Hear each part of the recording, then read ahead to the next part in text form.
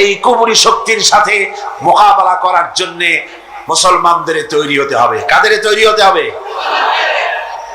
আপনারা এই কুফরি শক্তির সাথে মোকাবেলা করতে পারবেন? আমার তো মনে হয় না। যেভাবে ইনশাআল্লাহ বললেন, যেভাবে হাত উঁচু করলেন, তাতে তো মনে হলো যেন পিছু টান আছে, ভয় আছে, পারবো কিনা ওদের সাথে। কি বলেন, পারবেন কিনা আপনারা? এই পৃথিবীর ইসলাম বিরোধী শক্তির মোকাবেলা করার জন্য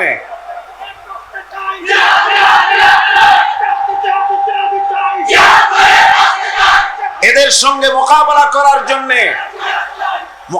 করার জন্য শর্ত, আল্লাহ এটা শর্ত করেন নাই তোমাদের কাছে অস্ত্র বেশি থাকতে হবে, তোমাদের কাছে কামান, বন্দুক, পারমাণবিক অস্ত্র, কেমিক্যাল উইপেন ইত্যাদি বেশি থাকতে হবে, এমন কোন শর্ত আরোপ করা হয়নি।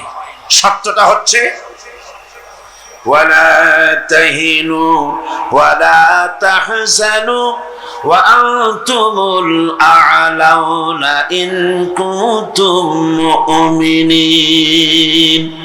আল্লাহ রাব্বুল আলামিন বলেন, কোনো চিন্তা নাই, কোনো ভয় নাই, যদি তোমরা মুমিন হও আমি আল্লাহ রাব্বুল আলামিন তোমাদেরকে বিজয়ী করে দেব। জোরে বলেন সুবহানাল্লাহ। শর্ত হলো ঈমান। শর্ত কি? জোরে কর। এই ঈমান যদি থাকে, বুকের ভিতরে আমানত, কার ক্ষমতা আছে পৃথিবী থেকে তোমাকে নিশ্চিহ্ন করে? কবি সম্রাট আল্লামা ইকবাল বলেছেন, তৌহিদ কি আমানত सीनों में है हमारी, तौहीद की अमानत सीनों में है हमारे, मुमकिन नहीं मिटाना नाम निशान हमारा। একত্ববাদের আমানত, ঈমানের আমানত যাদের সিনার ভিতরে আছে, তাদেরকে পৃথিবী থেকে নিশ্চিহ্ন করতে পারে এমন ক্ষমতা এই পৃথিবীর কারো। সুতরাং সবচাইতে বড় শক্তি হচ্ছে ঈমানের শক্তি। সবচাইতে বড় শক্তি কি? ঈমানের শক্তি। আমরা গত 3 দিন সেই ঈমানের কথাই বলেছি। গত 3 দিন কিসের উপরে আলোচনা করেছি? কোরআন শরীফের থেকে।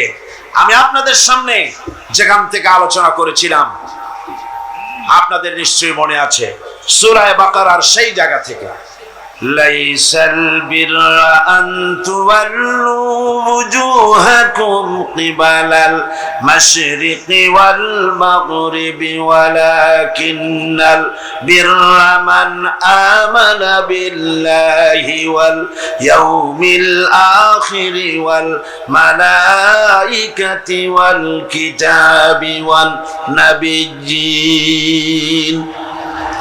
পূর্ব এবং পশ্চিম দিকে মুখ ঘোরানোই মূল কল্যাণ এখানেই নিহিত নয়। আসল পুণ্যের কাজ, আসল কল্যাণের কাজ হলো আল্লাহর প্রতি ঈমান আনা। সে আল্লাহর প্রতি ঈমানের কথা গত 3 দিন আমি আপনাদের সামনে এখানে আলোচনা করেছি। প্রথম দিন বলেছিলাম ঈমানের পরিচয়, দ্বিতীয় দিন বলেছিলাম ঈমানের গুরুত্ব, তৃতীয় দিন বলেছিলাম ঈমানের বৈশিষ্ট্য বা উপকারিতা। মনে আছে আপনাদের? আজকের যে বিষয় আমার আলোচনা, সে বিষয় আমার বন্ধু, আমার ভ্রাতৃপ্রতিম আল্লামা হযরত মাওলানা সৈয়দ কামাল উদ্দিন জাফরি, আলেমে দ্বীন, সাহেব ইলম, সাহেবুর রায়, মুফাসসির কোরআন, তিনি আলোচনা করেই ফেলেছেন। অর্থাৎ আমি এমনি নিজে ফকির মানুষ, আর আমার থলির ভিতরে উনি হাত ঢুকায় দিয়েছেন পুরাটাই, যেটা আমি বলতে চেয়েছি আজ। তার মানে হলো আল্লাহ পাকের প্রতি ঈমান পোষণের ব্যাখ্যা অপূর্ণ রয়ে যাবে যদি না তাওহীদ এবং শিরকের আলোচনা না হয়। আলহামদুলিল্লাহ, উনি বলেছেন আমি এই সাথে কিছু জোড়া তালা দিয়ে দেখি আরো কিছু কথা বলা যায় নাকি, চেষ্টা চালাবো। আমা তৌফিকি ইল্লা বিল্লাহ, সুবহানাকা লা ইলমা লানা ইল্লা মা আল্লামতানা। উনি যে বিষয়ের উপরে আলোচনা করেছিলেন এটাই মূল বিষয়, এটাই আসল বিষয়। এই বিষয়ে জাতির মুক্তি, স্বস্তি, শান্তি, স্থিতিশীলতা, স্বাধীনতার গ্যারান্টি, দুনিয়ায় বেঁচে থাকার দলিল, কিয়ামতে জাহান্নাম থেকে বেঁচে যাওয়ার জন্য এর চাইতে বড় বিষয় আর কিছুই হতে পারে না। তাওহীদ এবং শিরক, এই দুটো জিনিসকে বুঝতে হবে, তাওহীদের পক্ষে আসতে হবে, আর জীবনের বিনিময় শিরককে বর্জন করতে হবে। মানুষের গোটা শরীরে তার হৃৎপিণ্ডের পজিশন যেরকম, ঠিক অনুরূপ ভাবে আল্লাহ পাকের সিফাতের ভিতরে তাওহীদের পজিশনটা ওরকমই। শরীরের ভিতরে হৃৎপিণ্ড যদি সুস্থ থাকে তাহলে তামাম শরীরটা যেমন সুস্থ থাকে, ঠিক তেমনি ভাবে ঈমানি জিন্দেগি যাপনের সকল সঠিকতা নির্ভর করে আপনার তাওহীদের আকীদার উপরে। তাওহীদ ভিত্তিক আকীদা যদি তৈরি হয়ে যায় আর কোনো অসুবিধা নেই, আর কোনো অসুবিধা নেই। তিরমিজি শরীফের ভিতরে এসেছে হাদিসে কুদসি, আল্লাহ রাব্বুল আলামিন বলেন, কোন বান্দা যদি আকাশ সমান গুনাহ নিয়ে আমার দরবারে কিয়ামতে হাজির হয়ে যায়, আর যদি সেই গুনার ভিতরে শিরক না থাকে, আমি আল্লাহ ওই আকাশ পরিমাণ মাগফিরাত নিয়ে বান্দার দিকে এগিয়ে যাব। শিরক হচ্ছে সবচেয়ে মারাত্মক, আর তাওহীদ হচ্ছে জীবনের মধ্যে ধরে রাখার জন্য সবচেয়ে বড় জিনিস। আল্লাহ রাব্বুল আলামিন তার গুনাহবলী, যে কথা আমি গত পরশুদিন বলেছিলাম, মনে আছে কিনা আপনাদের? সিফাতের কথা, প্রায় 3 ঘন্টা আল্লাহ পাকের জাত, সিফাত ইত্যাদি নিয়ে আমি আপনাদের আলোচনা করেছিলাম। আল্লাহ পাককে বিশ্বাস করতে হবে এভাবে যে রিজিক দান করতে পারেন তিনি, তিনি ছাড়া রিজিক দাতা কেউ নাই। জোরে বলেন আছে? কথার জবাব দিবেন পুরুষের মতো। মহিলারা আমাদের পাশে বসা পর্দার মধ্যে, সামনে যারা আছে এর মধ্যে মেয়ে লোক না পুরুষ? পুরুষ, তাও বলতে পারলেন না। পাশের বাড়িতে নাকি ডাকাত পড়ছিল, বউ উঠে বলছে, তুমি এখনো ঘুমায়া? করবো কি, পাশের বাড়ি তো ডাকাত পড়ছে। তাড়াতাড়ি করে মাথায় গামছা বাঁধা দরজা খুলে দৌড় দেওয়ার জন্য প্রস্তুতি নিয়েছে। মহিলা জিজ্ঞেস করছে, তুমি দৌড়াও কেন আমার একারে ভাড়াইয়া? কয় যে পুরুষ ডেকে নিয়ে আসে। তুমি পুরুষ না? তা তো মনে ছিল না, তুমি না স্মরণ করাই দিবা। এখন আপনারা যে পুরুষ সে কথাও বলতে যদি না পারেন, আমার সামনে বসা কারা? জবাব দেবেন পুরুষের মতো, ইমানদারের মতো, মুসলমানের মতো। গোটা সৃষ্টি জগৎকে রিজিক দেন তিনি, প্রতিপালন সৃষ্টি করেন তিনি, প্রতিপালন করেন তিনি। তার নাম হচ্ছে রব। আল্লাহর নাম কি? জোরে বলেন, নাম কি?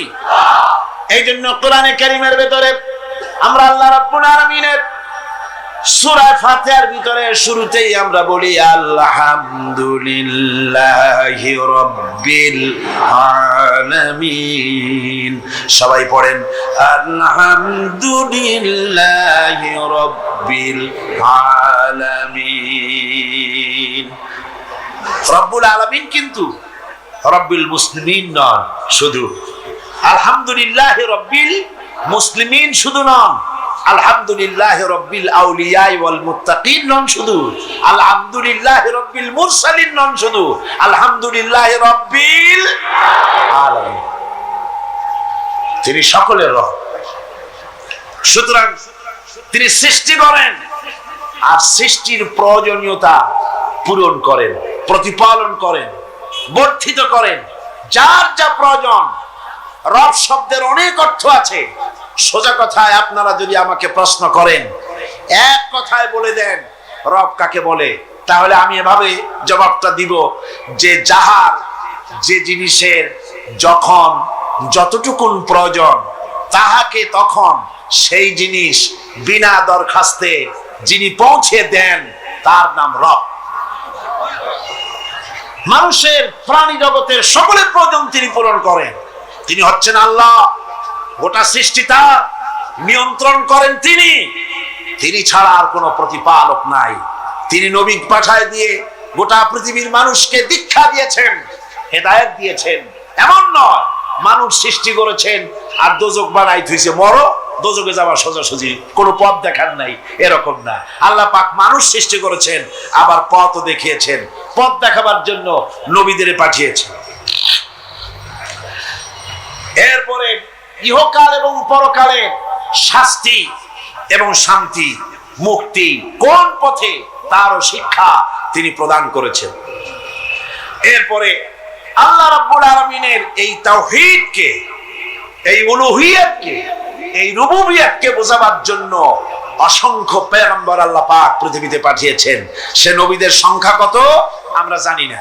কোরআন শরীফে মোট 25 জন নবীর নাম এসেছে। বাকি নবী রাসূল যারা আছেন সকলের প্রতি আমরা ঈমান আনি। লা নুফাররিকু বাইনা আহাদিম মির রাসূলি, আমরা নবীদের মধ্যে কোনো পার্থক্য সূচিত করি না, সকলের প্রতি আমরা ঈমান আনি। এখন এই যে নবীরা পৃথিবীতে আসলেন, সমস্ত নবীদের দাওয়াত ছিল তাওহীদের দাওয়াত। দাওয়াত ছিল কয় রকম? চিল্লা এখন, নবীদের দাওয়াত ছিল কয় রকম? এক রকম। বিজ্ঞানীদের কথার সাথে কারো কথার মিল হয়নি। একজন বিজ্ঞানী বলেছেন মানুষ পেট সর্বস্ব, আর একজন বলেছে সেক্স সর্বস্ব, আর একজন বলেছে মানুষ মানুষই না, মানুষ হলো বান্দরের গোষ্ঠী। কারো সাথে কারো কথার মিল হয়নি। কিন্তু নবীদের কথা গরমিল হয়েছে কখনো? একজন নবী বলেছেন আল্লাহ এক, আর একজন বলেছেন না বেশি হতে পারে। একজন বলেছেন পরকাল আছে, আর একজন বলেছেন ওটা একটা বাজে কথা। একজন বলেছেন মৃত্যু হবে, আর একজন বলেন এতে সন্দেহ আছে। এই রকমের কোন কথার মধ্যে নবীদের কথায় বৈপরীত্য ঘটেছে? জোরে বলেন ঘটেছে? ঘটে নাই। কারণ নবীদের কাছে কথা এসেছে একটা অফিস থেকে। কয়টা অফিস থেকে? সমস্ত নবীরা আম্বিয়া আলাইহিমুস সালাম সকলেই এক দাওয়াত দিয়েছেন। সকলের দাওয়াত ছিল তাওহীদের, একই দাওয়াত, লা ইলাহা ইল্লাল্লাহ। জোরে পড়েন লা ইলাহা ইল্লাল্লাহ।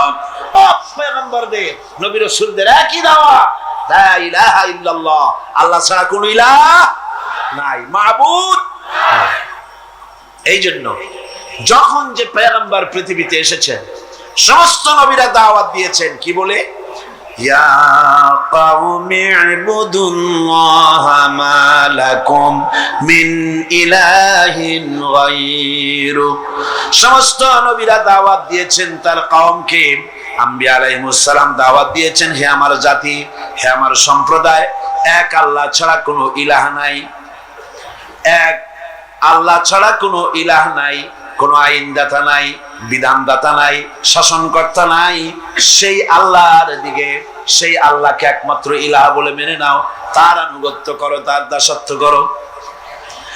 নবীজি বলেছেন ওয়ালা, আল্লাহ পাক অন্য আয়াতের ভিতরে বলেন ওয়ালা ক্বাদ বা'আসনা ফি কুল্লি উম্মাতির রাসূলা আন ইবুদুল্লাহা ওয়াজতানিবুত তাগুত।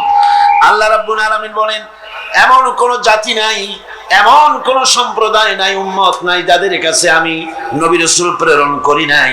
তারা সেখানে গিয়েছেন আর সকলকে বলেছেন এক আল্লাহর দাসত্ব করো, তাগুতকে বর্জন করো, আল্লাহর গোলামি করো জীবনের সকল ক্ষেত্রে। এক আল্লাহ ছাড়া কেউ নাই, আল্লাহ হচ্ছেন এক। আল্লাহ কয়জন? আল্লাহ কয়জন? আকাশ জমিন, চন্দ্র সূর্য, নদ নদী, গাছপালা, জন্তু জানোয়ার, উত্থান পতন, বিশ্ব চরাচরের সকল সিস্টেম প্রমাণ এর সবচাইতে বড় সাক্ষী আল্লাহ হচ্ছেন এক। কোরআনে কারীমে রব্বুল আলামিন বলেন লাউ কানা ফীহিমা আলিহাতুন ইল্লাল্লাহু লাফাসাদাতা ফাসুবহানাল্লাহি রাব্বিল আরশি আম্মা ইয়াসিফুন। রব্বুল আলামিন বলেন যদি আকাশ এবং জমিনে একাধিক ইলাহ যদি থাকতো তাহলে বিপর্যয় সৃষ্টি হয়ে যেত, ফাসাদ সৃষ্টি হয়ে যেত, বিপর্যয় সৃষ্টি হয়ে যেত। আসমান এবং জমিনে সব জায়গায় ফাসাদ সৃষ্টি হয়ে যেত, বিপর্যয় সৃষ্টি হয়ে যেত। সুতরাং আল্লাহ রাব্বুল আলামিন হচ্ছেন এক। তার ব্যাপারে একাধিক যারা চিন্তা করে তারা বড় বাজে কথা বলে, এ কথার পেছনে কোনো দলিল নাই। আল্লাহ এই সমস্ত কথা থেকে তিনি পবিত্র। আল্লাহ পাক আবার বলেন, মাত্তাখাযাল্লাহু মিন ওয়ালাদিন ওয়া মা কানা মা'হু মিন ইলাহিন ইযাল লাযাহাবা কুল্লু ইলাহিন বিমা খালাকা ওয়া লা'আলা বা'দুহুম আলা বা'দ। আল্লাহ পাক বলেন, আল্লাহ কাউকে নিজের সন্তান বানান নাই, তার কোনো সন্তান নাই, আর তার কোনো ইলাহ, তার কোনো শরীক নাই। এরপরে যদি আরো কোনো শরীক থাকতো তাহলে তারা তাদের সৃষ্টি দিয়ে আলাদা হয়ে যেত। একাধিক আল্লাহ যদি হতো, একাধিক ইলাহ যদি হতো, তাহলে সূর্য যার আছে সে সূর্য নিয়ে একদিকে যেত, আর একজনে চন্দ্র নিয়ে যাইত, আর একজনে জমিন নিয়ে যেত, আর একজনে আবার আকাশ নিয়ে যেত। এরকম এক খোদা আর এক খোদার উপরে চড়াও হতো। যেমন রাশিয়া চড়াও হয়েছে চেচনিয়ার উপরে, আবার সার্বিয়রা চড়াও হয়েছে বসনিয়ার উপরে। এমনি করে এক রাষ্ট্র আর এক রাষ্ট্রের উপরে যেমন চড়াও হয়, এক খোদা আর এক খোদার উপরে গিয়ে চড়াও হতো। আল্লাহ পাক বলেন, আকাশ এবং জমিনে এক আল্লাহ, এই এক আল্লাহ ছাড়া আর কেউ নাই। এই তাওহীদের বীজ সব মানুষের হৃদয়ের ভিতরে বপন করে দেওয়া আছে। প্রত্যেক মানুষের অন্তরের ভিতরে, মনের গহীনের ভিতরে এই তাওহীদের বীজ বপন করা আছে। যদি সে নাস্তিক হয়, তুফানের ভিতরে যখন পড়ে, ঝড়ের ভিতরে যখন পড়ে, ঢেউয়ের মধ্যে যখন পড়ে যায়, আল্লাহ বলেন, দাল্লা মান তাদউনা ইল্লা ইয়াহু, তখন আমি আল্লাহ ছাড়া সকলকে ভুলে যায়। বিপদে যখন পড়ে তখন আল্লাহর নাম খুব তখন স্মরণে এসে যায়। মহান আল্লাহ পাক বলছেন, আকাশে এবং জমিনে সব জায়গায় এক আল্লাহ, তার এই তাওহীদের উপরে বিশ্বাস স্থাপন করতে হবে। হযরত ইব্রাহিম আলাইহিস সালাম যখন চন্দ্র এবং সূর্য আর নক্ষত্র পূজায় লিপ্ত ছিল গোটা জাতি, তারা চাঁদের খোদা বলতো, সূর্যের খোদা বলতো, নক্ষত্রকে খোদা বলতো। হযরত ইব্রাহিম আলাইহিস সালাম, তাকে দিয়ে আল্লাহ রাব্বুল আলামিন তাওহীদের বলিষ্ঠ যুক্তি তাদের সামনে আল্লাহ পাক প্রমাণ করিয়ে দিলেন। কোরআনে কারিমে বলা হচ্ছে, ওয়া ইয ক্বালা ইব্রাহিমু লিআবিহি আযারা আতাত্তাখিযু আসনামান আলিহাতান ইন্নী আরাকা ওয়া কওমাকা ফি যালালিম মুবিন। ইব্রাহিম আলাইহিস সালাম তার পিতাকে বললেন, তোমরা কি এই মূর্তিগুলো কি ইলাহ বলে মেনে নিয়েছো? এই মূর্তিকে কি পূজা করছো তোমরা? অথচ আমি দেখতে পাচ্ছি তুমি এবং তোমার কওম, তোমার গোটা জাতি লিপ্ত হয়ে পড়েছো, মারাত্মক রকমের গোমরাহির ভিতরে তোমরা লিপ্ত হয়ে পড়েছো। আল্লাহ পাক এভাবে হযরত ইব্রাহিম আলাইহিস সালামকে তার সাম্রাজ্য, আকাশ এবং জমিনের আভ্যন্তরীণ সিস্টেম তাকে বুঝালেন, দেখালেন। এবং এই ধরনের একটি রাতে হযরত ইব্রাহিম আলাইহিস সালামের সামনে ইজহার হয়ে গেল। আল্লাহ পাকের তাওহীদ সম্পর্কে তিনি স্পষ্ট করে মানুষের সামনে খুলে বলতে শুরু করলেন। ঘটনাটা ঘটেছিল এভাবে, কোরআন বলছে, فَلَمَّا جَنَّ عَلَيْهِ اللَّيْلُ رَأَى كَوْكَبًا قَالَ هَذَا رَبِّي। হযরত ইব্রাহিম আলাইহিস সালাম সন্ধ্যার আগমন যখন হলো, আকাশে একটি তারকা তিনি দেখতে পেলেন। সেই তারকাটাকে দেখে তিনি বললেন, হাযা রব্বি, এটা হতে পারে এটা আমার রব, এটা আমার প্রভু। ফালাম্মা আফালা ক্বালা লা উহিব্বুল আফিলিন। যখন এই তারকা অস্তমিত হয়ে গেল, হযরত ইব্রাহিম আলাইহিস সালাম বললেন, যে জিনিস অস্তমিত হয়ে যায়, যে জিনিস ডুবে যায়, যার উদয় আছে, যার অস্ত আছে, সে কোনোদিন ইলাহ হতে পারে না। আমি তারে মানি না, আমি মহব্বত করি না, পছন্দ করি না। সে ইলাহ হতে পারে না, সে রব হতে পারে। সুবহানাল্লাহ পড়েন। ফালাম্মা রাআল কামারা বাযিগান ক্বালা হাযা রাব্বি। এরপরে যখন তিনি উজ্জ্বল চাঁদ দেখলেন, আকাশে দেখলেন তারার চাইতে চাঁদ আর উজ্জ্বল, তিনি তখন বললেন, হাযা রাব্বি, এটা আমার হতে পারে, এটাই বুঝি আমার রব। فلما أفل قال لئن لم يهدني ربي لأكونن من القوم الضالين। এই চাঁদ যখন অস্তমিত হয়ে গেল, হযরত ইব্রাহিম বললেন, এটাও তো আমার রব নয়, এও তো অস্তমিত হয়ে গেল। সুতরাং প্রকৃতপক্ষে আমার রব যিনি, তিনি যদি আমাকে তাকে চেনার তৌফিক না দেন, তাকে যদি জানার বোঝার তৌফিক না দেন, তাহলে আমি গোমরাহদের অন্তর্ভুক্ত হয়ে যেতে পারি, পথভ্রষ্ট হয়ে যেতে পারি। এরপরে সকাল হলো, সূর্যের উদয় হলো। সূর্যের দিকে তাকিয়ে হযরত ইব্রাহিম আলাইহিস সালাম যখন সূর্য দেখলেন, ফালাম্মা রাআ আশ-শামসা বাযিগাতান ক্বালা হাযা রাব্বি হাযা আকবার। যখন তিনি প্রদীপ্ত প্রজ্জ্বল উত্তপ্ত সূর্য দেখতে পেলেন, তখন তিনি বললেন, এটা আমার রব। আর বোধহয় এটাই আসল রব, এটাই বড়। যেহেতু তারার চাইতে চাঁদ ছিল বড়, চাঁদের চাইতে সূর্য বড়, এটাই বুঝি আসল রব, বড় রব হবে। ফালাম্মা আফালা ক্বালা ইন্নী বারিউম মিম্মা তুশরিকুন। যখন এই সূর্য অস্তমিত হয়ে গেল, তখন তিনি ঘোষণা করলেন, যে জিনিস, হে কওম, হে আমার জাতি, ইয়া কওমে, হে আমার জাতি, তোমরা যে সব জিনিস নিয়ে আল্লাহর সাথে শরীক করো, অংশ বানাও আল্লাহর সাথে, এই সব কিছু থেকে আমি পবিত্র। আমি বুঝতে পেরেছি এই তারকা রব নয়, এই চন্দ্র রব নয়, এই সূর্য রব নয়।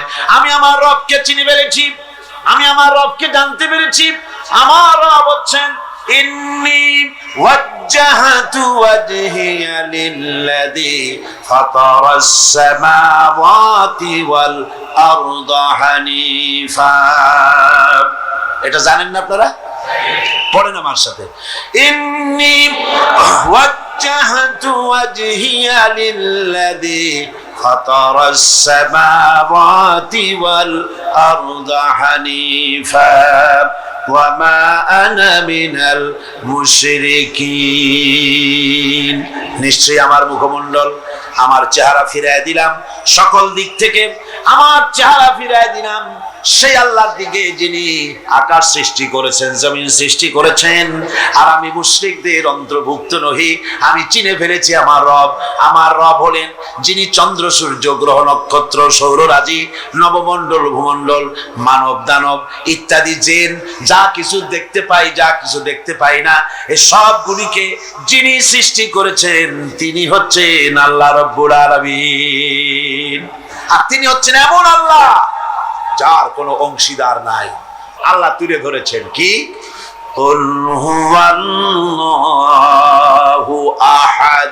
সবাই পড়েন, কুল হুয়াল্লাহু আহাদ আল্লাহুস সামাদ লাম ইয়ালিদ ওয়া লাম ইউলাদ ওয়া লাম ইয়াকুল লাহু কুফুয়ান আহাদ। আল্লাহ পাক বলেন, নবী আপনি বলেন, আল্লাহ এক এবং একক, তিনি নিরঙ্কুশ, তিনি বেনিয়াজ, তিনি কারো মুখাপেক্ষী নন, তাকে কেউ জন্ম দেয় নাই, তিনিও কাউকে জন্ম দেন নাই। আকাশ আর জমিনে আল্লাহ রাব্বুল আলামিনের সমকক্ষ কেউ নাই। জোরে বলেন সুবহানাল্লাহ। যুগে যুগে মানুষেরা আল্লাহর ছেলে পেলে বানিয়েছে, নাউজুবিল্লাহ। কেউ বলেছে ফেরেশতারা আল্লাহর মেয়ে, কেউ বলেছে ঈসা আলাইহিস সালাম আল্লাহর ছেলে, নাউজুবিল্লাহ। কোরআনে কারীম বলছে, ওয়া ক্বালাতিন নাসারাল মাসীহু ইবনুল্লাহ। খ্রিস্টানেরা বলে ঈসা আলাইহিস সালাম হচ্ছেন আল্লাহর পুত্র। চিৎকার দিয়ে বলুন নাউজুবিল্লাহ। ইহুদিরা বলল, وقالت اليهود عزير ابن الله। ইহুদিরা বলল উজাইর আল্লাহর পুত্র। দুই দলে ঝগড়া লেগে গেল। নাসারারা বলে আমাদের কথা ঠিক, ইহুদিরা বলে আমাদের কথা ঠিক। দুই দলে ঝগড়া যখন বেঁধে গেল, মীমাংসা হলো একটা কথার উপরে। বলল ঝগড়া করে কোনো লাভ নাই, বরং আসো আমরা মীমাংসা করি। ঈসাও আল্লাহর পুত্র, ওজায়েরও আল্লাহর পুত্র, আমরাও কেউ বাইরের লোক না, আমরাও সব আল্লাহর নাতি, আমরাও সব আল্লাহর ছেলে পেলে, আল্লাহর নাতিপুতি। নাহনু আবনাউল্লাহ। এবং আমরা আল্লাহর নাতি হিসেবে, আল্লাহর নাতিপোতা হিসেবে, আল্লাহর ছেলে পেলে হিসেবে যতই অপরাধ করি না কেন আমাদের উপরে আল্লাহ রাগ করবেন না, যেহেতু আমরা হচ্ছি প্রিয় পাত্র। এই জন্য কিয়ামতের দিন আমাদেরকে জাহান্নামে যাওয়া লাগবে না। লান তামাসসানান নার, জাহান্নামের আগুন আমাদেরকে স্পর্শই করবে না, ইল্লা আইয়ামাম মা'দুদা।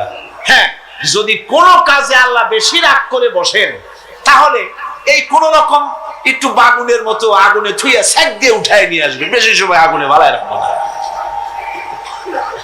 এভাবে করে দুনিয়ায় যুগে যুগে জালিমেরা আল্লাহর ছেলে বানিয়েছে, আল্লাহর মেয়ে বানিয়েছে। আপনারা বলেন নাউজুবিল্লাহ।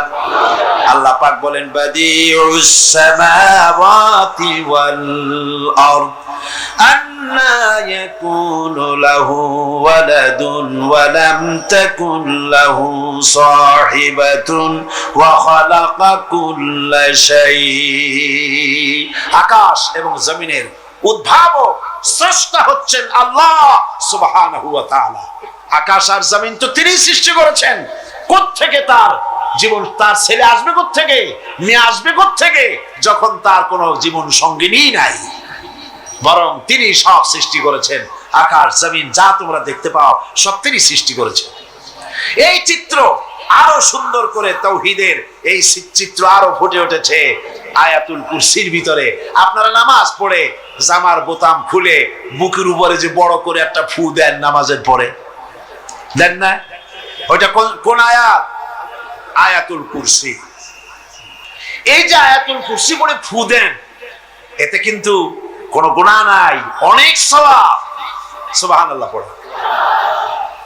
আয়াতুল কুরসি সম্পর্কে হাদিসে এসেছে, প্রত্যেক নামাজের পরে যদি কেউ আয়াতুল কুরসি পড়ে, একবার করে পড়ে, কিয়ামতের দিন আল্লাহ রাব্বুল আলামিনের ওই ব্যক্তি সম্পর্কে দায়িত্ব হবে, লোকটাকে রব্বুল আলামিন জান্নাত দিয়ে দিবেন। তবে এরকম নয় যে আয়াতুল কুরসি পড়লেন আর আপনি যদি ব্যবসায়ী হন, ওজনে কম দেন, খাদ্যে ভেজাল দেন, মদ খান, কন্ট্রাক্টরি করলে পরে রাস্তার ইট সিমেন্ট পাথর সব খাইয়া ফেলেন, শয়তানি বদমাশি করেন, জুলুম করেন, আর আয়াতুল কুরসি পড়ে বেহেশতে যাবেন। বেহেশত আপনার মামু বাড়ি না যে যাইয়েই অমনি সবরি কলা পাবেন। আল্লাহ রাব্বুল আলামিন আয়াতুল কুরসির ভিতরে তার পরিচয় সুন্দর করে তুলে ধরেছেন, সার্বভৌমত্বের কথা তুলে ধরেছেন। আল্লাহু লা ইলাহা ইল্লা হুয়াল হাইয়ুল কাইয়্যুম। পড়েন না মহব্বতের সাথে, আল্লাহু লা ইলাহা ইল্লা হুয়াল হাইয়ুল কাইয়্যুম। আল্লাহ হচ্ছেন তিনি যিনি ছাড়া কোন ইলাহ নাই, আইনদাতা নাই, বিধানদাতা নাই, শাসনকর্তা নাই, হায়াত ও মওতের মালিকও কেউ নাই। জোরে বলেন না, হায়াতের মালিক কে? সন্দেহ নাই তো? আর 4 দিন পর্যন্ত কি শুনলেন? চিল্লায় আল্লাহর নাম নিতে পারেন না, চিৎকার দিয়ে জোরে সরে বলেন হায়াতের মালিক কে, মওতের মালিক কে, হাসাবার মালিক কে, কাঁদাবার মালিক কে, বিপদ থেকে মুক্তি দেওয়ার মালিক কে, সব কিছুর মালিক কে? আল্লাহ বলেন আমি চিরঞ্জীব, হুয়াল হাইয়ুল কাইয়্যুম। তিনি চিরঞ্জীব, তার কোনো লয় নাই, তার কোনো ক্ষয় নাই, তার কোনো শুরু নাই, তার কোনো শেষ নাই, তার কোনো আদি নাই, তার কোনো অন্ত নাই। আল্লাহ রাব্বুল আলামিন এমন, সব মানুষ ঘুমায় পড়ে, ক্লান্ত হয়, কিন্তু আল্লাহ রাব্বুল আলামিনের কোনো ক্লান্তি নাই। জোরে বলেন সুবহানাল্লাহ। লা তাখুযুহু সিনাতুন ওয়ালা নাওম। নিদ্রা, ঘুম তাকে স্পর্শ করতে পারে না। সুবহানাল্লাহ। ঘুম নাই, তন্দ্রা নাই। লাহু মা ফিস সামাওয়াতি ওয়া মা ফিল আরদ। আকাশও তার, জমিনও তার। আকাশ কার? চিল্লায় কোন আকাশ কা, জমিন কা? আমরা যে জমিনে সেজদা দেই, এই সেজদা কি মাটিরে দেই? কারে দেই? আল্লাহরে দেই। আল্লাহর জমিনের উপরে সেজদাটা আল্লাহরে দেই। মাথাটা নত হয় কার সামনে? আল্লাহর সামনে। অবশ্য মুশরিক কবি বলেছেন, আমার এ মাথা নত করে দাও তোমার চরণ ধুলার তরে। আছে না? আমার এ মাথা নত করে দাও তোমার চরণ ধুলার তরে। কিন্তু জাতীয় কবি, তাওহীদবাদী কবি এ কথা শুনে গর্জে উঠলেন, তোমার মাথা কারো চরণ তলে নত হতে পারে, কিন্তু আমারটা না। বলবীর, বল অন্যতম মশির, এশির বিহারী নত শির ওই শিখর হিমাদ্রির। আমার মাথা কারো সামনে নত হয় না, কারো পায়ের কাছে নত হয় না, আকাশের সামনে হয় না, জমিনের সামনে হয় না। আমার মাথা এ ইথার ছিঁড়ে অক্সিজেন পাড়ি দিয়ে আকাশ ফুড়ে আরশ পর্যন্ত চলে যায়, নত হয় আরশের মালিকের সামনে নত হয়, আর কারো সামনে হয় না। এর নাম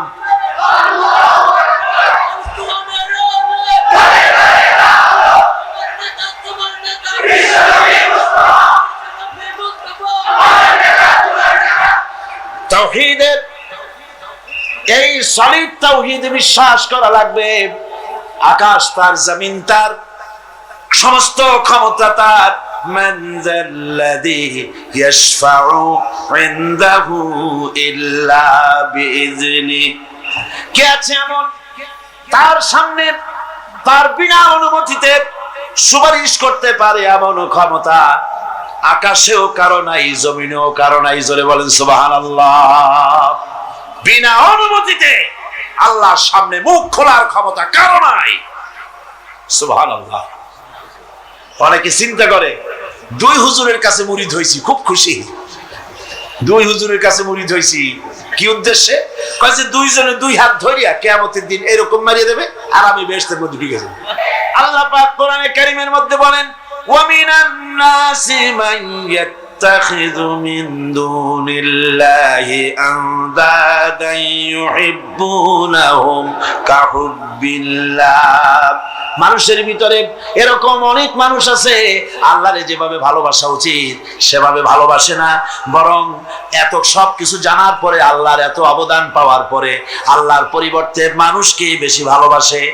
আল্লাহকে ভালো যতটা বাসা উচিত এরকম বাসে না। সুতরাং মুমিনের প্রথম দাবি হলো, তাওহীদের প্রথম দাবি হচ্ছে আল্লাহর মোট যা করতে হবে আল্লাহকে খুশি করার জন্য। কারে খুশি করার জন্য? যা করব কারে খুশি করার জন্য? আল্লাহকে খুশি করার জন্য। আল্লাহর কথা অনুযায়ী, নবীর কথা অনুযায়ী কাজটি করতে হবে আল্লাহকে খুশি করার জন্য। আর ভালোবাসতে হবে সবচাইতে বেশি, জীবনের চাইতে বেশি কাকে? আল্লাহকে। আল্লাহ সুবহানাহু ওয়া তাআলা, তাকে ভালোবাসতে হবে। এটা হলো আপনার তাওহীদের প্রথম দাবি। তাওহীদের দ্বিতীয় দাবি, আল্লাহ রাব্বুল আলামিনের দরবারে কৃতজ্ঞতা স্বীকার করতে হবে, তার কৃতজ্ঞতা স্বীকারকারী বান্দায় পরিণত হয়ে যেতে হবে। আল্লাহ পাক বলেছেন, ওয়াশকুরু লিল্লাহি ইন কুনতুম ইয়্যাহু তা'বুদুন। প্রকৃতপক্ষে তোমরা যদি আল্লাহর বান্দাই হয়ে থাকো তাহলে কৃতজ্ঞতা স্বীকার করবে, আল্লাহ একমাত্র তারই প্রশংসা করবে, তার কাছেই শুকরগুজারি করবে। এই শুকরটা যদি বেশি করো তাহলে আল্লাহ খুশি হবেন। আল্লাহ বলছেন, লা ইন শাকারতুম লাযীদান্নাকুম ওয়া লা ইন কাফারতুম ইন্না আযাবি লাশাদীদ। আমার শুকর যদি আদায় করো বেশি করে, তাহলে আমার শুকর আদায় করলে নিয়ামত আমি বাড়ায় দেব। আর যদি না শুকর হও, কৃতজ্ঞ যদি হও, শুকরিয়া আদায় না করো, তাহলে মস্ত বড় শাস্তি আমি তোমাদের জন্য রেখে দিয়েছি। মানুষের অভ্যাস হলো, যখন সুদিন আসে আল্লাহরে ভুলে যায়, আর যখন বিপদ আসে তখন আল্লাহর কথা খুব মনে পড়ে। কথা ঠিক কিনা? আল্লাহকে খুশি করার জন্য আল্লাহর কথা অনুযায়ী, নবীর কথা অনুযায়ী কাজটি করতে হবে আল্লাহকে খুশি করার জন্য। আর ভালোবাসতে হবে সবচাইতে বেশি, জীবনের চাইতে বেশি কাকে? আল্লাহকে। আল্লাহ সুবহানাহু ওয়া তাআলা, তাকে ভালোবাসতে হবে। এটা হলো আপনার তাওহীদের প্রথম দাবি।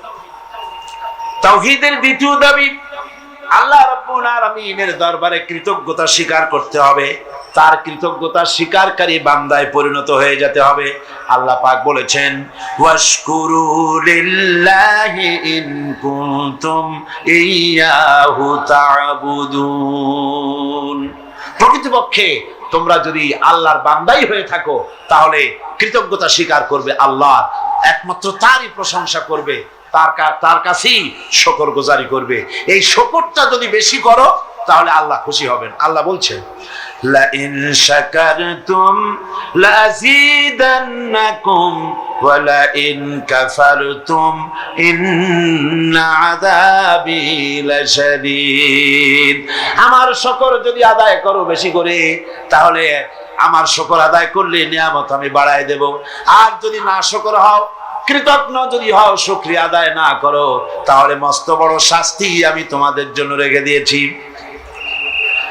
মানুষের অভ্যাস হলো যখন সুদিন আসে আল্লাহরে ভুলে যায়, আর যখন বিপদ আসে তখন আল্লাহর কথা খুব মনে পড়ে। কথা ঠিক কিনা?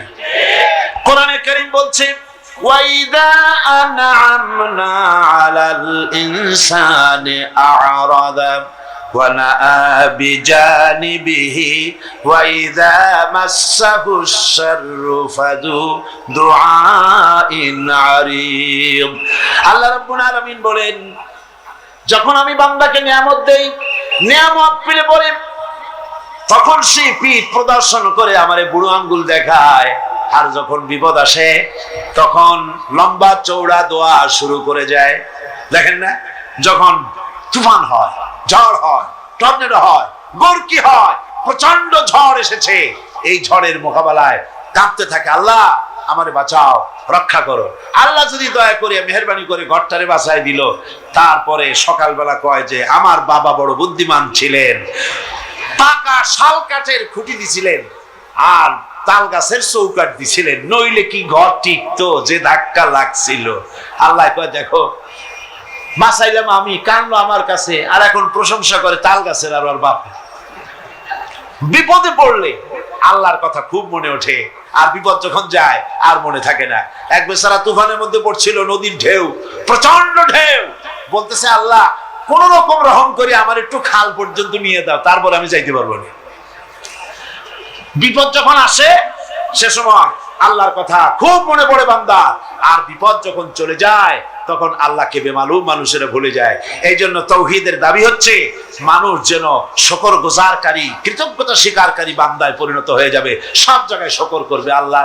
পানি খাবে, পানি পান করে বলবে আলহামদুলিল্লাহ, খানা খাবে বলবে আলহামদুলিল্লাহ, কোন একটা ভালো কাজ দেখবে বলবে আলহামদুলিল্লাহ। সমস্ত প্রশংসা হবে আল্লাহ রাব্বুল আলামিনের। কার হবে? আল্লাহ পাকের শুকরিয়া আদায় করতে হবে। সমস্ত ব্যাপারই শুকরিয়া, কৃতজ্ঞতা আল্লাহ। গাছের ফল খুবই মিষ্টি,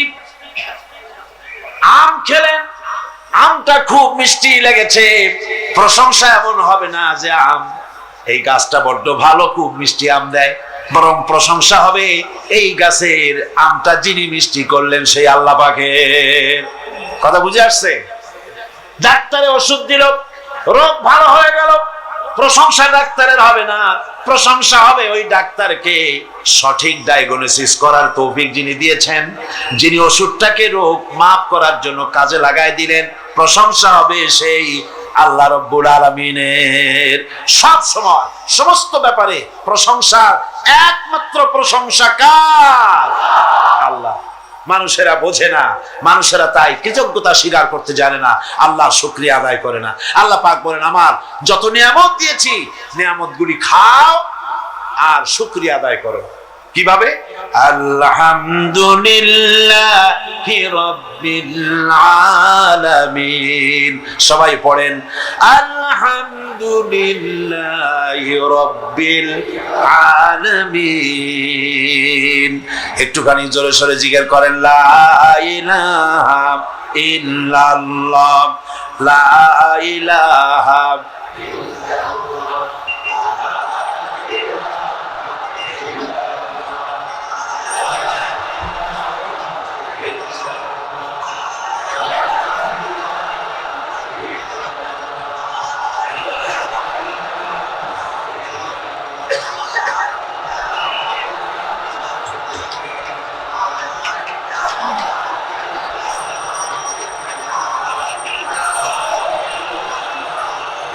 লা ইলাহা ইল্লাল্লাহু মুহাম্মাদুর রাসূলুল্লাহ।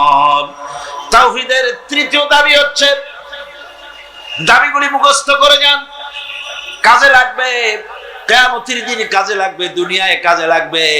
এই তাওহীদ যদি না বুঝি, শিরক থেকে যদি না বাঁচতে পারি, ঈমান যদি বদ্ধমূল না হয়, দুনিয়ার ভিতরে মুসলমান টিকে থাকার কোনো কারণ নাই। আল্লাহ সেই সব নামধারী মুসলমানদের কেন সাহায্য করবে যারা নামাজ পড়বে, সেজদা দেবে আল্লাহরে, আর সাহায্য চাইবে কোন কবরের কাছে গিয়া, কোন খাজার কাছে গিয়া সেজদা দিবে যেখানে সেখানে। 3 নম্বরে তাওহীদের দাবি হচ্ছে কেবলমাত্র আল্লাহ পাককে সেজদা করবে, আর কাউকে সেজদা করা যাবে না। সেজদা হবে কার জন্য? চিল্লা এখন কার জন্য? আল্লাহ রাব্বুল আলামিন বলে দিয়েছেন, চন্দ্রকে সেজদা দিও না, সূর্যকে সেজদা দিও না, কাউকে সেজদা দিবা না। সেজদা দিবা কেবলমাত্র আমি আল্লাহরে, মাথাটা আমার সামনে নত করে দাও। আমি সেদিন বলেছিলাম, বোধহয় মনে আছে, আমাদের শরীরটাই আল্লাহ বানাইছেন সেজদা দেওয়ার কায়দা করে, যাতে করে সেজদাটা দেওয়া যায়। দেখেন হাতটার কোনায় এই কেনুর ভিতরে যদি জোড়া না হইতো তাহলে সেজদার সময় হাতটা ভাঁজ হইতো না, ঠিক কিনা? বোঝেন কথা? কেনুতে যদি কবজা না হতো, এটা কি হাত হইতো না লাঠি? লাঠি হয়ে যেত। হাতের আঙ্গুলগুলোর ভিতরে যদি কবজা না হতো, হাতটা একটা কাটা চামচে পরিণত হয়ে যেত, ঠিক কিনা? কোমরে যদি কবজা না থাকতো, আপনি একেবারে বাঁশের মতো খাড়া হয়ে থাকতেন। হাঁটুতে যদি কবজা না থাকতো, রুকু দিতে পারতেন না, সেজদা দিতে পারতেন না। প্রমাণ হয় মানুষকে যেভাবে আল্লাহ বানাইছেন তাতে বোঝাই যায় উদ্দেশ্যই হলো মানুষ যেন আল্লাহরে সেজদা করে। হাত দিয়া, নাক দিয়া, কপাল দিয়া, হাঁটু দিয়ে এভাবে করে সেজদা মানুষ ছাড়া আর কেউ দিতে পারে না। এই সেজদা অনেক মানুষ আছে পীরের সেজদা দেয়, মাজারে গিয়া সেজদা দেয়, জোরে বলেন নাউজুবিল্লাহ, হারাম। এভাবে করে মাজারকে কেন্দ্র করে সারা বাংলাদেশে কোটি কোটি টাকার ধনের নামে ব্যবসা হচ্ছে, লুট হচ্ছে, তারাজ হচ্ছে।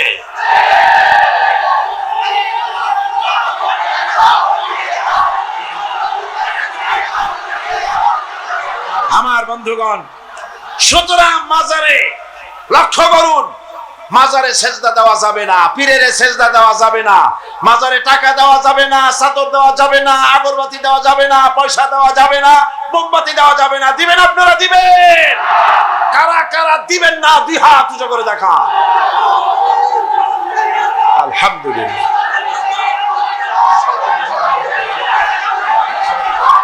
হাত নামান, হাত নামান। আমি আপনাদের হাত উঁচু করতে বলছি, মাথা উঁচু করতে বলি নাই।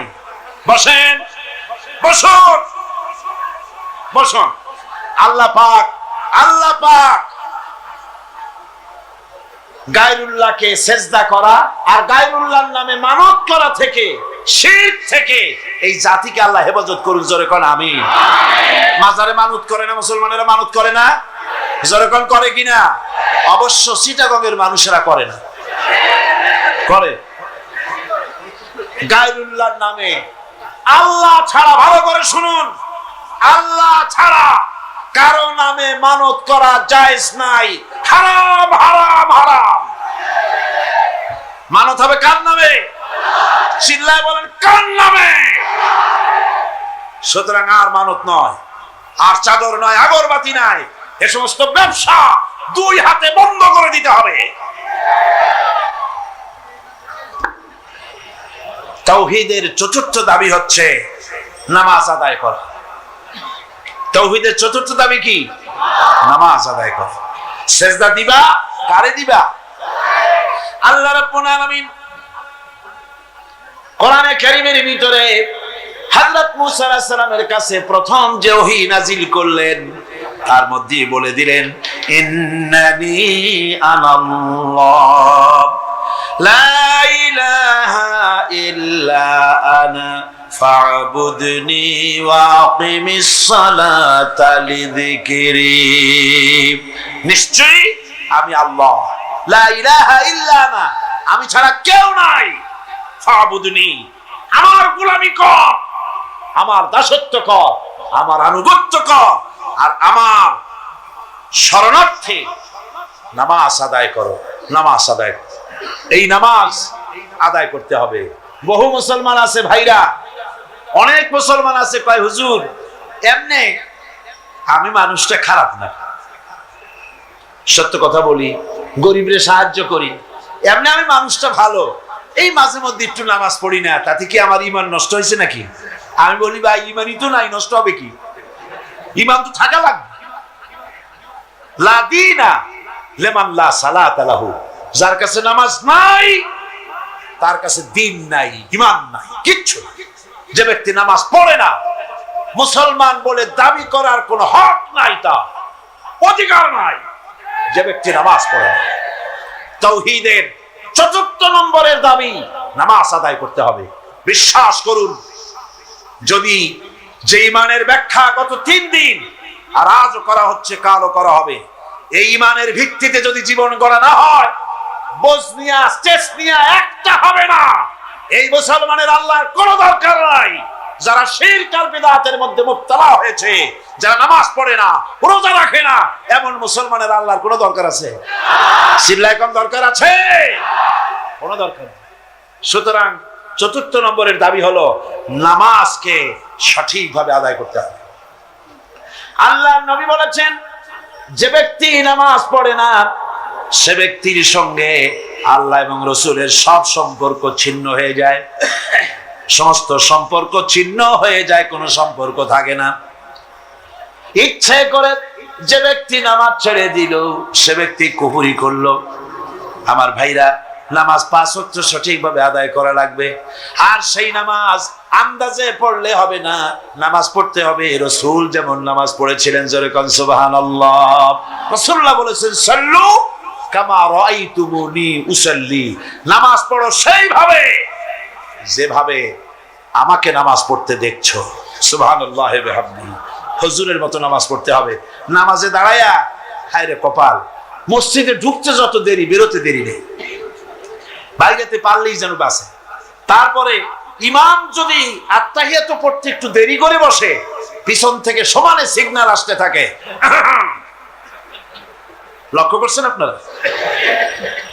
এর নাম ফাইজলামি। এটার নাম কি? এই ফাইজলামি করার অধিকার নাই তোমার। ইমামকে তুমি ডিকটেট করতে পারো না। ইমামকে হুঁশিয়ার করার জন্য যদি কাশি দিয়ে থাকো, তোমার নামাজ ফাসেদ হয়ে যাবে। নামাজের ভিতরে কাশি দিয়ে ইমামরে শুনায় দেয় যেন, ইমাম সাহেব আমার মামলা তো ডিসমিস হয়েছে কখন, আপনার খবর কি? কোন মকামে আছেন এখন? নামাজ সোজা হয়ে দাঁড়াতে হবে, তাদিল আরকান ঠিক রাখতে হবে।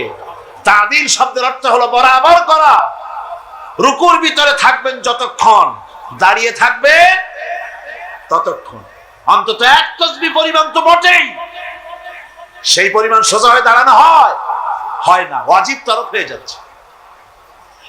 আমার বন্ধুগণ, নামাজ যদি না হলো, যার নামাজ আছে তার সব আছে, যার নামাজ নাই তার ফাউন্ডেশন নাই, ঈমানও নাই।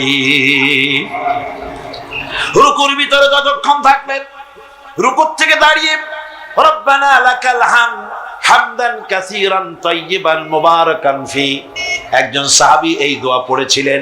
হুজুর বললেন, ও সাহাবী, তুমি যখন এই দোয়া পড়তেছিলে তুমি জানো না আমি নবী, আমি দেখি, তোমরা দেখতে পাও না, আমি দেখতেছিলাম ফেরেশতারা তুমি এই যে দোয়াটা পড়তেছিলে রুকু থেকে দাঁড়াইয়া, তোমার আমল নামায় নেকি কে কত বেশি লিখবে তা নিয়ে ফেরেশতারা প্রতিযোগিতা করতেছিল।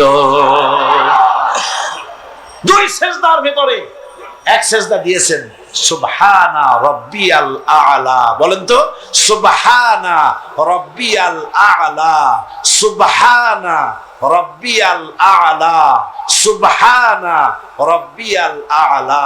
সময় লাগে না? লক্ষ্য করে দেখেন যে মুরগিতেও এত তাড়াতাড়ি দানা খাইতে পারে না যত তাড়াতাড়ি সেজদা দিয়ে উঠে যায়। একটা সেজদায় যত সময় লাগলো, 2 সেজদার মাঝখানে ততখানি সময় দিবেন। আল্লাহুম্মা গফিরলি ওয়ারহামনি ওয়াফিনি ওয়াহদিনি ওয়ারজুকনি। হুজুর এই দোয়াগুলি করতেন, আরে কি সুন্দর দোয়া। আল্লাহ আমারে মাফ করে দাও, আমারে সুস্থ করো, আমার উপরে রহম করো, আমাকে তুমি রিজিক দান করো। সুবহানাল্লাহ। আবার নামাজের মধ্যে দোয়া কবুল হয় বেশি। সাহাবী জিজ্ঞেস করেছেন, ইয়া রাসূলুল্লাহ, বান্দা কখন আল্লাহর বেশি নিকটে হয়ে যায়? নবী বলেছেন, বান্দা যখন সিজদা দেয়, আল্লাহর বান্দার ভিতরে কোনো হিজাব আর থাকে না। রাসূলুল্লাহ বলেছেন, সিজদা যখন দিবে নামাজের মধ্যে, তখন মনে করবে যেন আল্লাহ রাব্বুল আলামিনের কদম মোবারকের উপরে কপালটা রেখে দিছো। এরকম নামাজ পড়ে। সালাম ফিরালে পড়ে, ইমামের সাথে সাথে নয়, ইমামের সালাম হয়ে যাবে তারপরে সালাম ফিরা। এরপরে ইমামের সালাম ফিরানো হয়ে গেল, তারপরে পড়েন আল্লাহু আকবার। কি বলবেন? এরপরে 3 বার পড়বেন আস্তাগফিরুল্লাহ, আস্তাগফিরুল্লাহ, আস্তাগফিরুল্লাহ। দোয়াগুলি সঠিকভাবে পড়তে হবে। তাওহীদের 4th নম্বরের দাবি হলো নামাজকে সঠিকভাবে আদায় করতে হবে। আমার ভাইরা, নামাজ ছেড়ে দিলে হবে না। আজকের এই মাহফিলের ভিতরে যত তরুণ এসেছেন, যুবক এসেছেন, শিক্ষক এসেছেন, মা বোনেরা এসেছেন, পেশাজীবী ডাক্তার এসেছেন, কৃষিজীবী এসেছেন, সব মানুষের কাছে আমি যদি একটা দাবি করি, আপনারা আমার এই দাবিটা মানবেন কিনা? মানবেন? আমার দাবি আপনাদের কাছে, তাওহীদের দাবি আপনাদের কাছে এই, আসুন ওয়াদা করি, যতক্ষণ এত বড় ফরজ যে নামাজ না পড়লে জাহান্নামে যেতে হবে, নামাজ না পড়লে ঈমান থাকবে না, মুসলমান বলে দাবি করার কোনো হক নাই, এই যখন অবস্থা, এই নামাজ যতদিন না আজরাইল আমাদের শিয়রে না আসতেছে, ততদিন পর্যন্ত নামাজ ছেড়ে দেব না। এই ওয়াদা কি করতে পারেন? হাত উঁচু করে দেখান, হাত উঁচু করে দেখান। আলহামদুলিল্লাহ। হাত উঁচু করে রাখেন, আল্লাহ দেখুক। হাত উঁচু করে রাখেন, আল্লাহ দেখুক। আলহামদুলিল্লাহ। হাত নামান, হাত নামান। আল্লাহ পাক কবুল করুন। জোরে বলেন আমিন। আরো জোরে বলেন আমিন। আজকের এশা থেকে শুরু হবে। আজকে অনেকের বলি, ভাই নামাজ পড়ো না কেন? নামাজটা পড়ো। হুজুর দোয়া করেন, চেষ্টা করতেছে। তুমি হুজুর কি পাগল পাইছো নাকি? তুমি নামাজ পড়বা, তাতে দোয়া লাগবে কেন? তুমি তো এই কথা কখনো বলো না, হুজুর দুপুরে ভাত খাবো, একটু দোয়া করুন যেন খাইতে পারি। রান্না করবা, প্লেট আছে বাড়ি, চাউল আছে, রান্না করো, প্লেটে নিয়ে জমের খাওয়া খাও। তুমি নামাজ পড়বা, কুয়ায় পানি আছে, টিউবওয়েলে পানি আছে, মসজিদে আছে, যাই নামাজ পড়ো। দোয়ার দরকারটা কি? ইচ্ছার দরকার, চেষ্টার দরকার। সুতরাং সব অজুহাত ছেড়ে দিতে হবে। আগে নামাজ। আর্মি হন, বিডিআর হন, পুলিশ হন, ডিসি হন, এসপি হন, মন্ত্রী হন, প্রেসিডেন্ট হন, যেই হন, আকাশ আর জমিনের মালিকের সামনে নাক আর কপাল দিয়া ঘষে প্রমাণ করুন আপনি আল্লাহর গোলাম। কার গোলাম? আর নামাজের চাইতে, থামো, স্লোগান লাগবে না। নামাজের চাইতে গোলামীর উৎকৃষ্ট নমুনা আর কিচ্ছু নাই। কথা বুঝছেন? গোলামি করার জন্য নামাজের চাইতে উৎকৃষ্ট নমুনা আর কিচ্ছু নাই। যখন কানে হাত দিয়া, কানের কাছে হাত দিয়ে হাতটা বাঁধলেন, এই তো আসামি হয়ে গেলেন, গোলাম হয়ে গেলেন। কার গোলাম? অবশ্যই পৃথিবীর কোন প্রেসিডেন্টের গোলাম নই, কোন মন্ত্রীর গোলাম নই, কোন পীরের গোলাম নই। গোলাম আমি আল্লাহ। সে আল্লাহর দরবারে দাঁড়ায় গেলেন, মাথাটা নিচু করে রুকুতে গেলেন, গোলামীর চরম নমুনা দেখায় দিলেন। সেজদায় যখন চলে গেলেন, কত বড় গোলামি দেখায় দিলেন। আল্লাহ নাকটারে কপালটারে ঘষতেছি, আমি তোমার গোলাম। ফজরের আজান হয়ে গেছে, ঘুমায় থেকো না, উযু করো, আর এরপরে মসজিদে চলে যাও। ফজরের নামাজ যদি কেউ জামাতে পড়ে, হাদিস শরীফে এসেছে, সারা রাত ধরে নামাজ পড়লে যে সওয়াব হতো, ওই সওয়াব ফজরের জামাতে আল্লাহ দিয়া দিবে। এত সওয়াব দিয়া মসজিদে বলা হয় হাইয়া আলাস সালাহ, হাইয়া আলাল ফালাহ, এসো নামাজের দিকে, এসো কল্যাণের দিকে। সাহেব ডাকছে, তখন বসে থাকে ঠ্যাঙের উপরে ঠ্যাং ফেলাইয়া, সিগারেট বাম হাতে ধরাইয়া টান দিয়া ফু ছাড়িয়ে দিয়ে দেখে ফু যায় কদ্দুর। কি এর নামাজ, কি এর রোজা?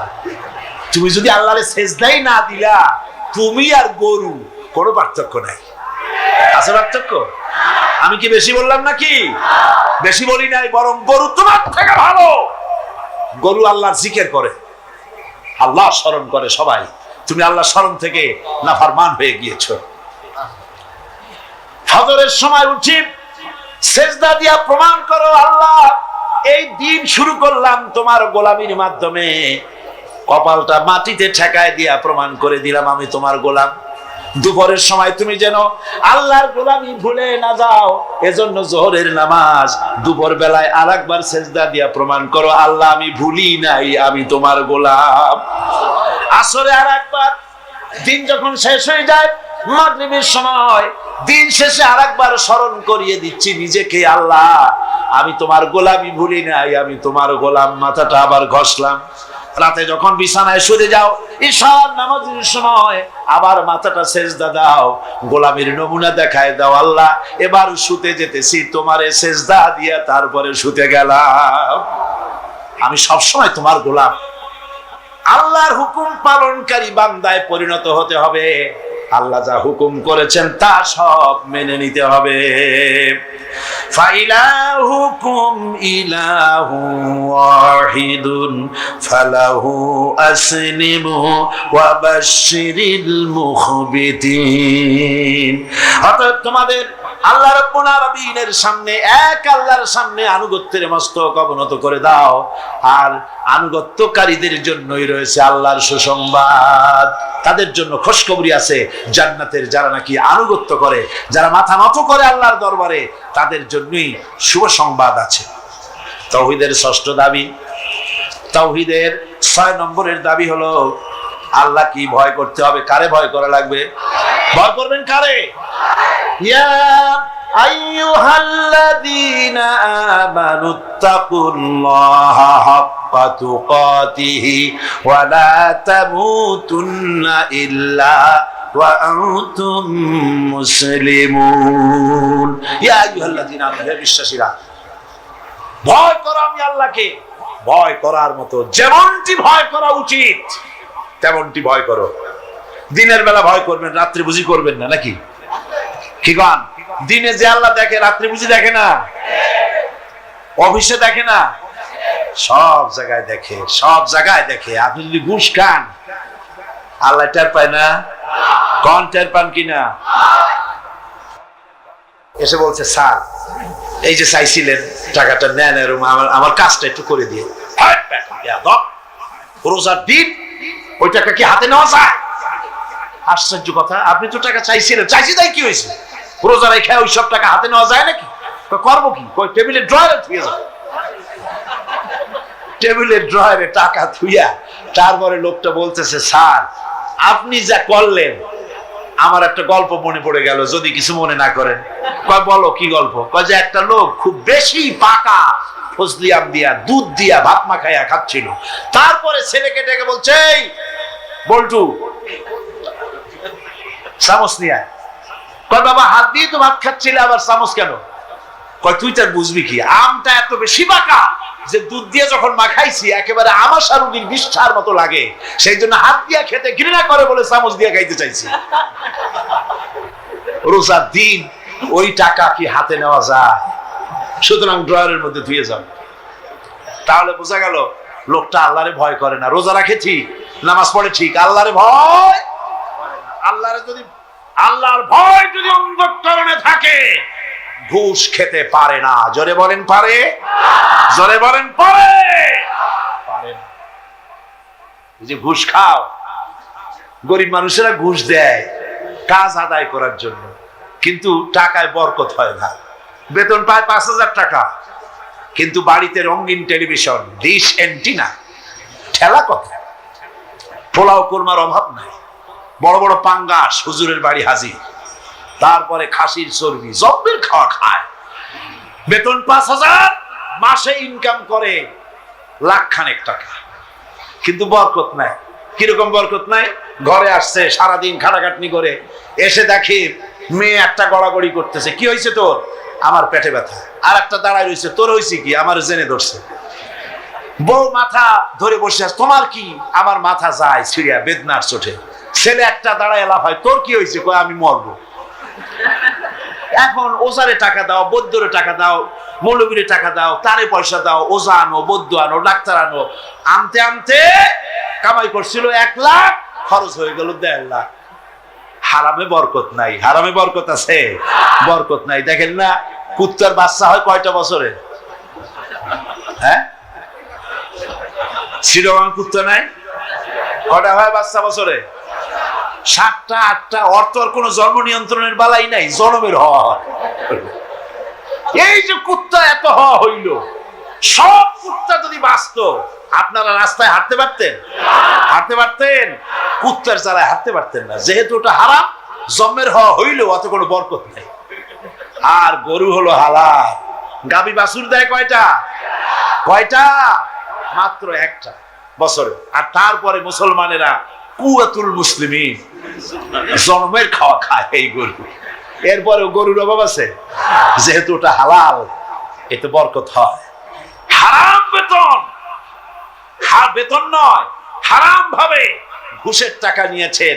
যে টাকা দিয়েছে সে তো টাকাটা না দিয়ে পারে নাই, করবে কি? কাজ আদায় করার জন্য দিছে। টাকাটা দেয় আর একটু কষ্টে হাসি হাসে, হাসিও না কান্দাও না, একটা ভেটকি দেওয়ার মতো অফিসের সামনে দিয়া তারপরে বাড়ির দিকে যায় আর বলে, আল্লাহ এতগুলি টাকা আমার নিল, ওরে কলেরা দিয়ে ওর পুষ্টি সাফ করে দিও। এই বদদোয়া করে, এই বদদোয়া করে। তাই ঘুষখোর অফিসারদের কামাই রুজিতে বরকত নাই। কথা ঠিক কিনা বল? ঘুষ ছাড়ো, ঘুষ হারাম, পায়খানার মতো হারাম, শুয়ারের মাংসের মতো হারাম। ঘুষ হারাম, সুদ হারাম। সুতরাং আল্লাহর ভয় করো। ইমানের 6 নম্বরের দাবি, ভয় করতে হবে কাকে? আল্লাহ রাব্বুল আলামিনকে ভয় করতে হবে। 7 নম্বরের তাওহীদের দাবি হচ্ছে সাহায্য চাইতে হবে কেবলমাত্র আল্লাহ রাব্বুল আলামিনের কাছে। প্রত্যেক নামাজের ভিতরেই তো আমরা বলি, ইয়্যাকা না'বুদু ওয়া ইয়্যাকা নাস্তাঈন। পড়েন সবাই, ইয়্যাকা না'বুদু ওয়া ইয়্যাকা নাস্তাঈন। একমাত্র আমি তোমার গোলাম আর তোমার কাছে সাহায্য যাচিয়া করি। নামাজের মধ্যে এই কথা কইয়া তারপরে সাহায্য চান মানুষের কাছে গিয়া, ছেলে দাও, মেয়ে দাও, স্বাস্থ্য ভালো করো, এই সমস্ত কথা গিয়া বলেন। হে, সম্পূর্ণ উল্টা খাসলা শিরকের মধ্যে মুবতালা হয়ে যাচ্ছেন। চাইতে হবে আল্লাহর কাছে, গোলামিটা হবে আল্লাহর। গোলামিটা হবে কার? সেই গোলামি কোথায়? নামাজে শুধু না, শুধু নামাজে নয়, নামাজটা পড়েন যার হুকুম মতো, রোজা রাখেন যার হুকুম মতো, দোকান চালাতে হবে তার হুকুম মতো। দোকানে গিয়ে দেখা যায় দোকানদার ওজন যখন দেয়, আল্লাহ বলেছেন ওজনে কম দিও না। বান্দা এমন ভাবে দাড়ি পাল্লা ধরে, ক্রেতা মনে করে আমারে বুঝি 1 কেজির জায়গায় 1.5 কেজি দিছে। বাড়ি এনে মেপে দেখবেন 1400 টাকার বেশি না। ঠিক কিনা? মাপে কম, পরিমাণে কম। তাহলে তো গোলামি হলো না। জমিনের আইল ঠেলে জনমের ঠেলা। একদিকে নামাজ পড়ে, আল্লাহরে বলে ইয়্যাকা না'বুদু, তোমার গোলামি করি। গোলামির প্রমাণ দেখো, জমিনে যখন জমিন চাষ করে, চাষ করার সময় লাঙ্গলের মাথা বুঝি খারাপ হয়ে যায় আইলের কাছে গেলে? আইল ঠেলিয়া একেবারে কাম শেষ। আমার ছাত্র জীবনে একবার স্টিমারে যাচ্ছিলাম কোন এক জায়গায়, বিছানা রাখা একজন লোককে বললাম, ভাই আমার বিছানাটা দেখেন, আমি একটু উজু করে আসি। হায়, উজু করে এসে দেখি আমার বিছানা এমন অবস্থা রাখছে যাতে আমার কাইতে হওয়ার উপায় নেই। এমন ভাবে চাপিয়া এতটুকু করে ভালোছে। বললাম, হাসি মুখে বললাম, ভাই আপনার এই আচরণে প্রমাণ হলো মাত্র 6-7 ঘন্টার জার্নিতে বা 12 ঘন্টার জার্নিতে আপনার আমার বিছানার আইল যখন ঠিক রাখতে পারেন নাই, আপনার জমিনের কাছে যার জমিন আছে সে আইলও আপনি ঠিক রাখতে পারছেন বলে মনে হয় না। রাসূলুল্লাহ বলেছেন লানাল্লাহ মান গায়্যারা মানারা, যে ব্যক্তি জমিনের আইল টেরা বাঁকা করে তার উপরে আল্লাহর লানত, আল্লাহর অভিশাপ। আল্লাহর কাছে বললেন আল্লাহ ইয়াকা না'বুদু, তোমার গোলামি করি। এই গোলামির প্রমাণ দিতে হবে, বাজারে দিতে হবে, হাটে দিতে হবে, দোকানে দিতে হবে, অফিসে দিতে হবে, আদালতে দিতে হবে, কলে দিতে হবে, কারখানায় দিতে হবে, সেক্রেটারিয়েটে দিতে হবে, বঙ্গভবনে দিতে হবে, কলেজে দিতে হবে, বিশ্ববিদ্যালয়ে দিতে হবে, রান্নাঘর থেকে শুরু করে বঙ্গভবন পর্যন্ত সব জায়গায় গোলামি হবে কার? চিল্লায় বলেন কার গোলামি? আল্লাহর গোলামি। এরপরে 9 নম্বরে তাওহীদের দাবি, সেটা হচ্ছে আনুগত্য, আল্লাহর আইনের আনুগত্য করা লাগবে। আমার বন্ধুগণ, আনুগত্য করতে হবে কার বলেন? আল্লাহ পাকের আনুগত্য করতে হবে, আর হেদায়েত চাইতে হবে। 8 নম্বর, 7 নম্বর বলেছিলাম আমি সাহায্য, 8 নম্বরে হলো হেদায়েত। হেদায়েত চাইতে হবে কার কাছে? কার কাছে? আল্লাহ শিখায় দিচ্ছেন। প্রত্যেক নামাজের ভিতরে আমরা বলি ইহদিনাস সিরাতাল মুস্তাকিম, পড়েন সবাই ইহদিনাস সিরাতাল মুস্তাকিম। হায় আল্লাহ, হেদায়েতের একটা রাস্তা চাই, কিচ্ছু চাই না। ভিক্ষার মতো নামাজের মধ্যে বলতেছে আল্লাহ কিচ্ছু চাই না, একটা সরল রাস্তা চাই, সোজা রাস্তা চাই। কিরকম রাস্তা? সিরাতাল্লাযীনা আন'আমতা আলাইহিম গায়রিল মাগদুবি আলাইহিম ওয়ালাদ-দাল্লিন।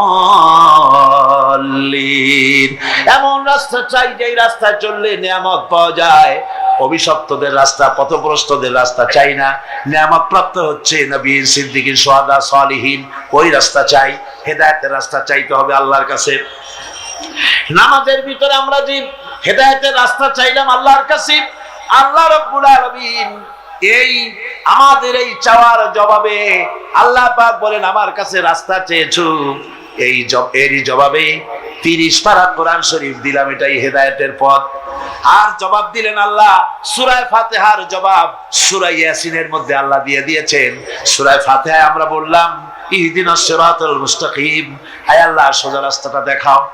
সূরা ইয়াসিনে গিয়ে আল্লাহ জবাব দিয়ে দিলেন, ও বান্দা তুমি আমার কাছে সোজা রাস্তা চেয়েছো, শোনো ওয়া আনি'বুদুনি হাযা সিরাতুম মুস্তাকিম, আমার গোলামি কর, আমার দাসত্ব কর।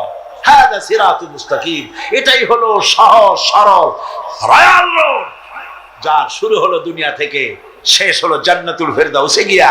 জোরে কোন সুবহানাল্লাহ। সুতরাং হেদায়েত চাইতে হবে কার কাছে? আল্লাহর কাছে। আল্লাহর কাছে হেদায়েত চাইলাম, আল্লাহ কোরআন দিলেন আর নবী দিয়া দিলেন। নবীর কাছ থেকে হেদায়েতের নমুনাটা নিতে হবে। একজন বদবী, একজন গ্রাম্য লোক রাসূলের কাছে এসে প্রশ্ন করেছিলেন, হুজুর আমি গ্রাম্য মানুষ, সব সময় আপনার খেদমতে আসতে পারি না, আমি গরিব মানুষ, হুজুর আমাকে আপনি বলে দেন তাওহীদ কারে বলে, রিসালাত কারে বলে, আখিরাত কারে বলে, ঈমান কারে বলে। হুজুর সব তারে ব্যাখ্যা করে শোনায় দিলেন।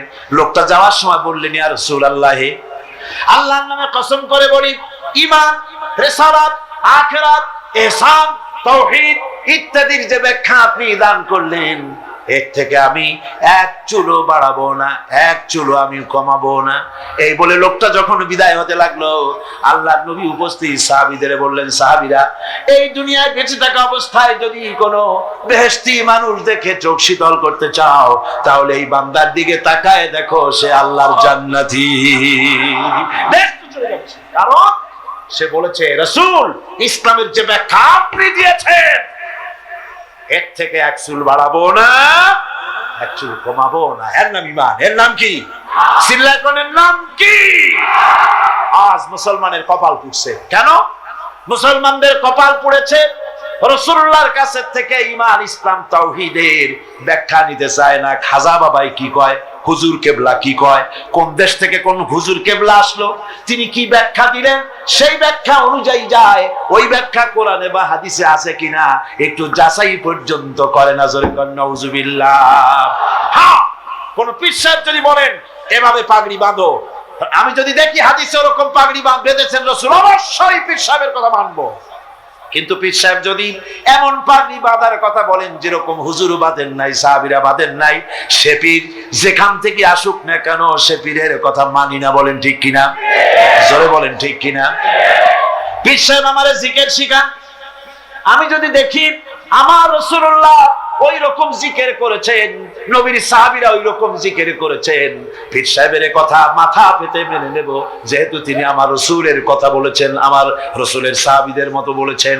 আর যদি দেখি পীর সাহেব এমন জিকির শিখান, এমন ওজিফা শিখান, যেই জিকির যেই ওজিফা আল্লাহর রাসূল করেন নাই, সাহাবীরা করেন নাই, আল্লাহর কসম ওই পীরের ওজিফা মানি না।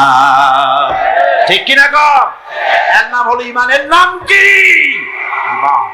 রাসূলুল্লাহর চাইতে ইসলামের নতুন করে ব্যাখ্যা মানি না। রাসূল যেটা দিয়েছেন এটাই আসল পথ, এটাই আসল পথ, জান্নাতে যাওয়ার পথ, আর কোন পথ না।